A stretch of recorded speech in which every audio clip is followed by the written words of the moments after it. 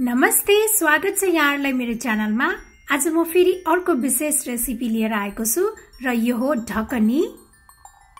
र म यहाँहरुलाई सजिलोसँग ढकनी बनाउने रेसिपी शेयर गर्दै छु। म चाहिँ यो ढकनी प्रेसर कुकरमा बनाउन गइरहेको छु।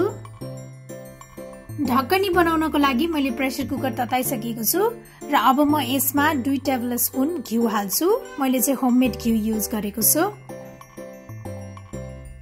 घिउ तातिसकेको छ। अब म यसमा 1.5 कप चामल हाल्छु। मैले चाहिँ यो चामललाई एकैछिन भिजाएर राखेको थिएँ र मैले चाहिँ यहाँ बासमती चामल युज गरेको छु। यहाँले जुनसुकै चामल पनि युज गर्न सक्नुहुनेछ। यो चामललाई रातो हुने बेलासम्म भुट्नुपर्छ। यो कोरेको नरिवल पनि हाल्छु। 1/2 कप हालेको छु मैले चाहिँ।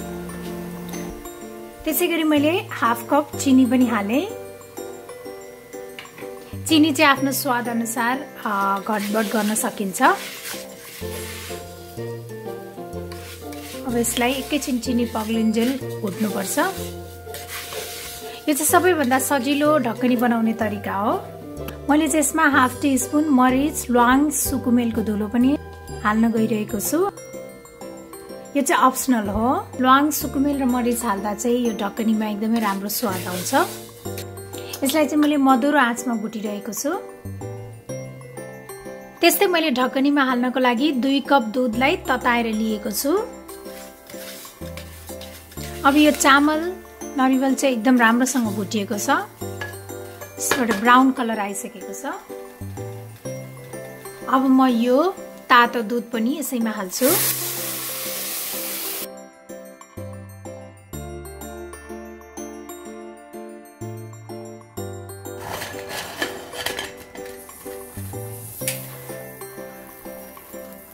र अब यसलाई चाहिँ 3 सिटी जति लगाउनु पर्छ।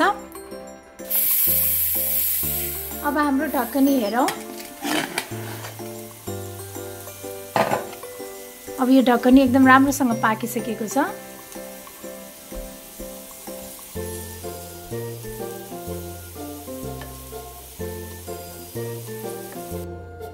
म अब जिरा आलु पनि बनाउँछु ढकनीसँग खानको लागि। र त्यसको लागि मैले प्यानमा अलिकति तेल हाले। त्यसपछि अब यो जिरा फुराउनु पर्छ। अनि यो सुकेको खुर्सानी पनि फुराउने। र अब अलिकति बेसारको धुलो हाल्छु। अनि अब यो उसिनेर राखेको आलु पनि हाल्ने।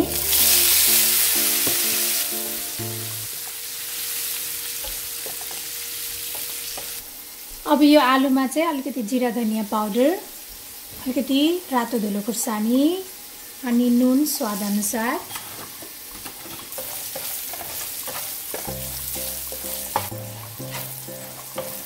अब यो आलु पनि रेडी भइसकेको छ।